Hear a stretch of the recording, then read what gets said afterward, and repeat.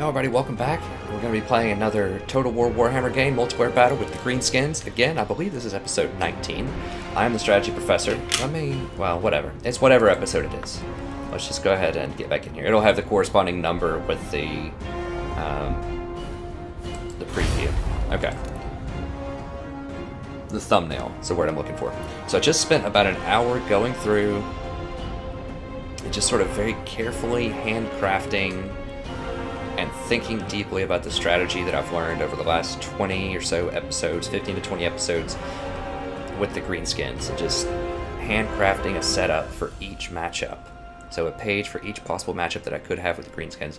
And I might tweak it. I probably will tweak it over time as I learn more and I experiment and I try different things out. It's a very, very dynamic game. Now, I've played against this guy before. I think this is the rank 34 guy. And he's just spamming Empire. So hopefully we can avenge ourselves from last time. A little bit of spoiler, but if you're probably going to watch them in order. I won't tell you which episode I played this guy in, but he's a pretty high-ranking guy. I played him earlier today, I believe. This is going to require a little bit more micromanagement on my behalf, but I think I can utilize the magic users a little bit better. That's something that I definitely want to work on. I think running a couple of rock lobbers is good. It forces them to come to me. He might run some artillery, but generally Empire lately has not been running that much artillery. And let's see here, with the Orc Shaman, I want to run Power of the Wall, so that gives me a little bit of extra power recharge rate. And the spells, I want Here We Go, which is just a massive boost to melee attack. I just want to break their line as fast as possible. And this is going to be overkill on the melee attacks, so I have to be careful not to use it at the same time that I use the wall ability that I have over here. It's entirely possible that I should just not even use this. It's only 149 gold though. How long does it last? It lasts 24 seconds. I mean, I'll try it out. It is overkill with the Shaman. So I'm just going to have to time those differently so that when one's on cooldown, then I use the other one so that I constantly have that plus 58. I still like the Spider because I need to be able to get to their back line and deal with archer units, and so he's going to be able to slip past, I'm hoping, and get back there and deal with some of that. Now that I talk about it, I kind of want more Wolf Riders just to get back there and mess with that stuff. And it's never content. I do like having 3 Night Goblins. They're just really good with the debuffs against their infantry, against their lords, against demigryphs. Just have a really strong setup. I mean, I could run some Wolf Riders. It would give me an extra 100 gold, which I could use to make both of these fanatics. Let's do that. Okay, some Wolf Riders just to mess with their archers a little bit, and we can give both of these guys fanatics. That should help clear out their line a little bit on the initial charge, I'm hoping. I'm trying out the fanatics. I'm a little skeptical. We'll see. I think maybe if they're on the front line and I push them forward, and as long as they don't come back into my own units, it should be pretty good. Also, my guys should be sturdier than theirs. I should have more HP in general. Like, winning the line is not usually a problem for Greenskins. But yeah, we've got Biggins in case they have demigryphs or something like that. We have Orc Boarboy Biggins. Just in case they don't have a lot of cavalry, then I can flank in and just sort of dominate the scene with that. If they do have cavalry, they're okay into demigryphs. They're not awesome. But if I combine them with a little bit of help from some Biggins or a little bit of help from the Night Goblin Fanatics, then I think we might be able to deal with this. I do still have the poison on the big boss for this one. I did take one big boss out. They have been underperforming a little bit in the last 10 games. They are nice with the double potion, but they just run so easily. They have such low leadership. That most of the time I just feel like I'd rather have another set of Biggins, for example. And yeah, that's about it. I want some Savage Orc Arrow Boys. I like these more than the Goblin Arrow Boys now. I had them used against me, and they actually do quite a bit of damage. So this is going to help stop some of that Flying Lord harassment. If they charge down into me, I also have Gaze of Morkir that I can just crack them in the face with, I hope. If they're just kind of stationary on the ground. We'll see. It's a little bit tricky to land that, but I'm not going to be using it to try to snipe them out too much. But I think with a lot of the tomfoolery that has happened with Flying Lords, and just cycling charges at the end of the match. I feel like this could be a decent solution to it. It's entirely possible I need another set of Black Orcs. If he runs a lot of greatswords, this composition may not be awesome into that. But 3 Black Orcs is still pretty good. So we'll try it out. It's going to require a bit of micromanagement. I haven't used the Shaman yet, but I've got this scroll which reduces all of his ability cooldown. So as soon as Here We Go finishes, then I can set up another Here We Go. And that lasts for a very long time. It lasts for 36 seconds. And then it has a 52-second cooldown, so I can go Here We Go, and then maybe use the Wah over here with the Orc boss. And then maybe I should use this first with the War boss. And then, just so that I get that cooldown going, so that I can keep my power reserves up, keep charging energy as fast as possible. And then as soon as this is over, then use Here We Go. Then as soon as Here We Go is over, use the scroll, then use Here We Go again, and then by the time that is finished, then the wall should be back up again. So if I cycle this stuff correctly, I should be able to keep some form of plus 58 melee attack on my guys for at least 2 minutes, maybe 3 minutes. So that's basically, I'm trying to get 100% uptime, but I don't want to cast them at the exact same time because it's going to be overkill, because they're not going to have that much defense, because you can only cap out at an 85% chance to hit them. Alright, let's go ahead and get rid of this. So I'm hoping we can force him to come to us. We'll see how much artillery he has, if he has any. I think the last time I played this guy, he had 1 cannon. Something like that. So I think this will outdo 1 cannon. We'll see. I mean, the cannon is a little bit more accurate than the rock thrower. I started using these. I saw someone using them against me too, and they're still really effective. I mean, they're a 600 gold artillery piece, so you're not really paying that much. Are they as good as Doom Divers? No. But they're okay. There's not a lot of trees, so I can't openly like sneak around to the backside with these. Make these my artillery group. Both of these have fanatics, I can't remember. Yes, they both do. With the main army. I want to put the main army in the back here. I want to put these in the back also. Just so that if he has artillery, I get to hit his artillery before he hits me. That's what we're going for here. Or hit his, if he'll let me, he's a pretty good player, so I don't think he's going to let me do this, but if he'll let me, I would like to hit his infantry lines while he aims for my artillery. So we'll see. If he runs 2 or more artillery pieces, I'd be surprised. That's pretty rare. And this guy's not on a mount anymore, is he? Let's see. Did I keep him on the mount? Yes, he is. Okay, so I can put him with these guys. Sometimes I take him off the mount, depending on the matchup. There's an argument for taking him off here, because if they have demigriffs, they'll get bonus damage against him. So demigriffs are a problem. I don't think he ran demis last time, though. Put these in the back. Put the air boys in the back. Just want everything in the back here.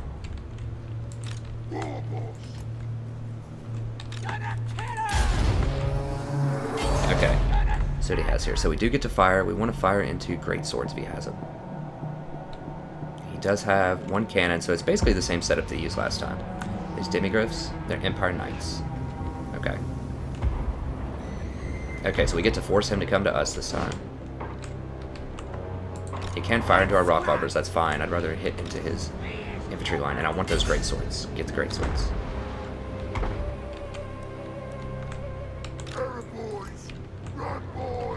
I want to move the air boys up, so if he tries to come up, looks like he might be trying to set up an attack on my cavalry here, or on my rock bobbers here. If he does that, I want him to pay for that.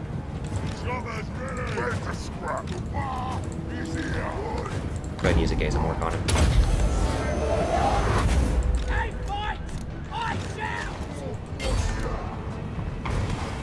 Okay, so that does almost nothing, so note to self, don't ever run that ability again. Alright, so he's trying to be like as annoying as possible, which is fine.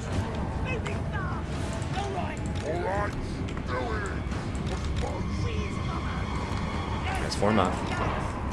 Don't release those fanatics yet. God, there goes some fanatics. Didn't want to do that. Okay, so Gaze of Mork, like, literally did almost 0 damage to him.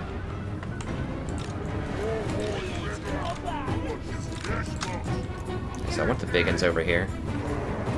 We are getting some decent damage on him with the Arrow Boys, sort of.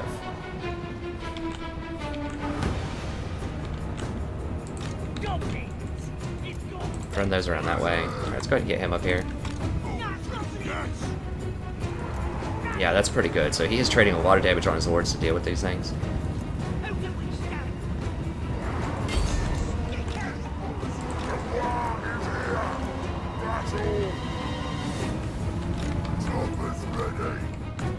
So he has forgotten some of his units over there.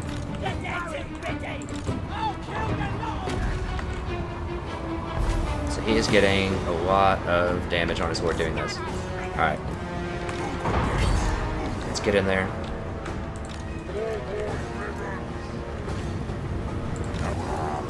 Send at least one group of big uns over there.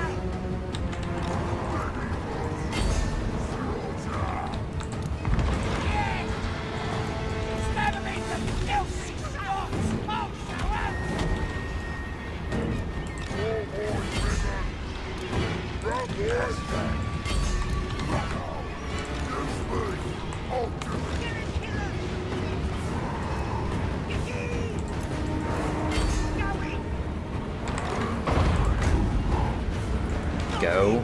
Move.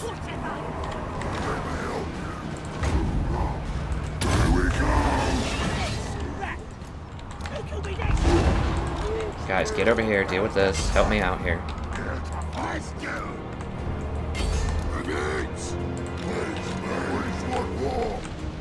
Okay, so he just healed up. Let's get over here and deal with that. Where's our dude? Let's get back here and get into that. Where are the wolves? Get them around here. Alright, so he did manage to deal with that.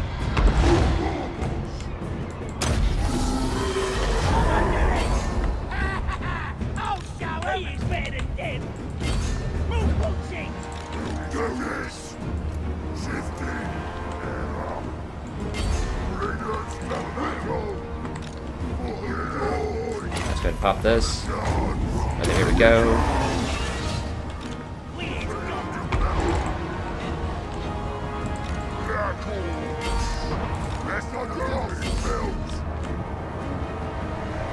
There we go. Get those guys into that.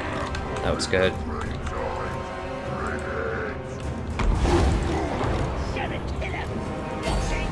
Over here, deal with that.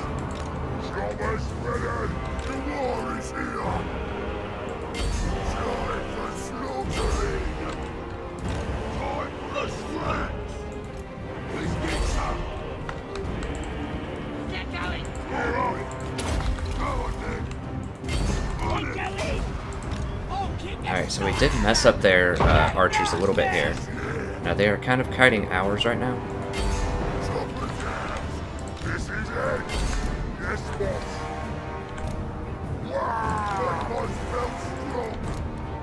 Get out of there.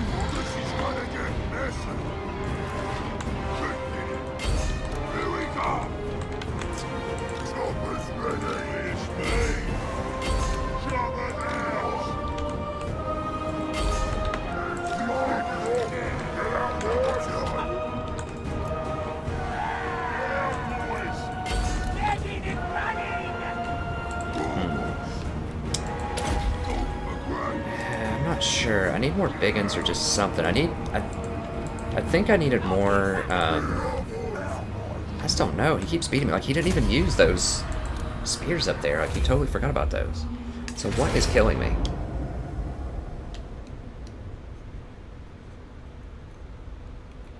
What wasn't working there? Well, the catapults didn't do a great job. I mean, they made him come to me.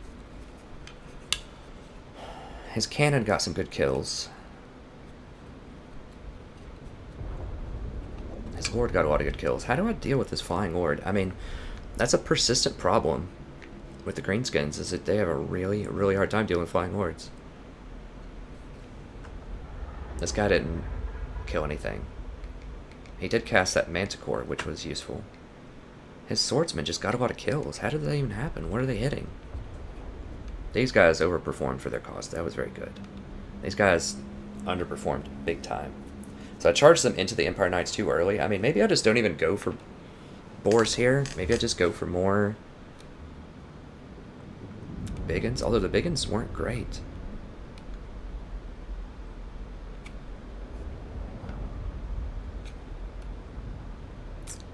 I don't know, maybe I just go for more units? I mean, these guys did okay. Like, 25 for 450 gold is a pretty decent bargain. This is the exact same army that he ran before, I'm pretty sure.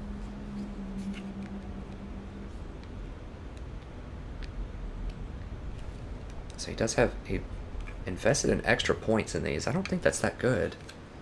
But yeah, these really underperformed. I'm just going to have to go through the cannon, I suppose. Now, he likes to go swordsman, so he didn't have a lot of spears.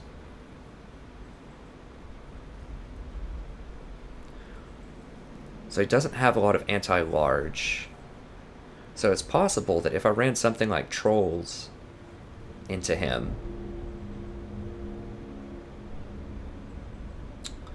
Yeah, maybe if I run trolls and I can get around to his backside, charge through, cause some damage... I mean, I could also just go for like a ton of boar, like just 3 orc boar boy biggins, knock out his cav, and then just not run normal biggins because I've got the orc boar biggins instead, and that would free me up to get more just like orc boys or something. I wasn't that impressed with the shaman either. He was okay, but I just felt like a lot of times I just wasn't able to use a lot of my magic. Well, first of all, that Gaze of Mork or whatever was awful. Like, that was a headshot right in the face, and it did basically 0 damage. So that's something that I definitely need to account for. So yeah, I think it's... If that's really bad, because that's the whole reason that I got him, was to help against the Flying Lords. These guys did some decent damage against Flying Lords. Against the Flying Lord, but it still wasn't... I'm not sure if it was still enough to justify their existence.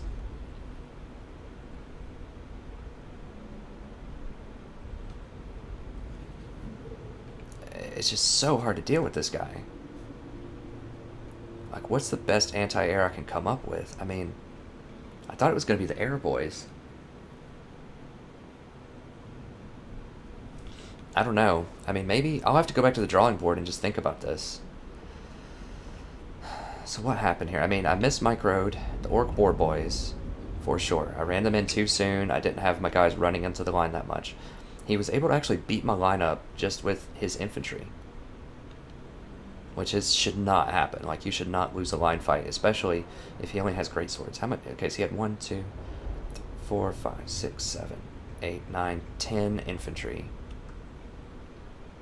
and I only had 1, 2, 3, 4, 5, 6, 7, 8. So 8 on 10. I feel like I should have been able to win that, but he also had one of these guys, and he had General of the Empire. So I think I definitely like the Night Goblin Shaman better.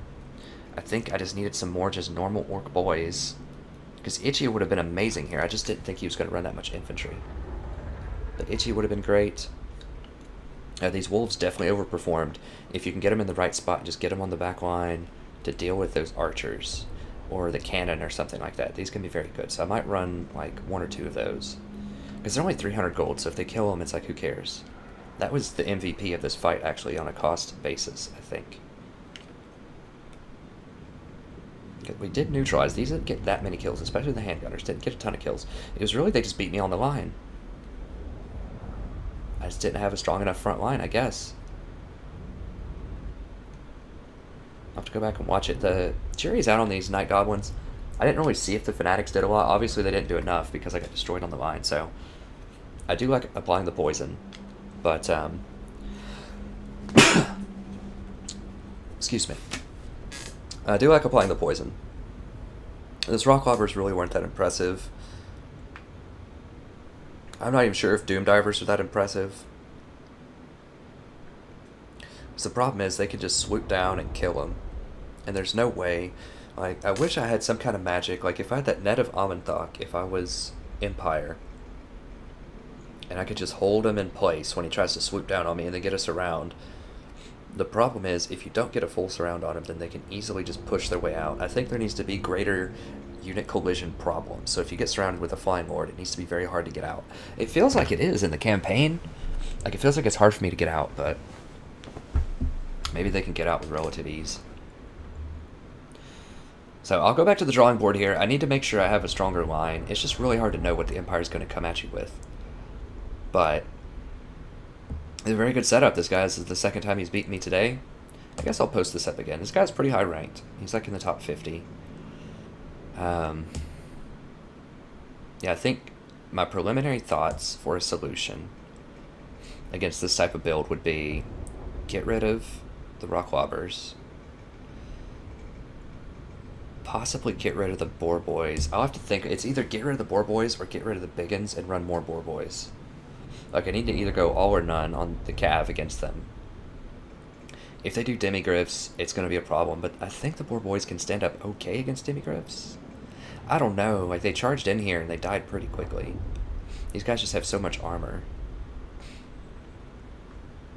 I need more armor piercing, and the only, like, real armor piercing stuff that I brought was Black Orcs. But Trolls have pretty heavy armor piercing.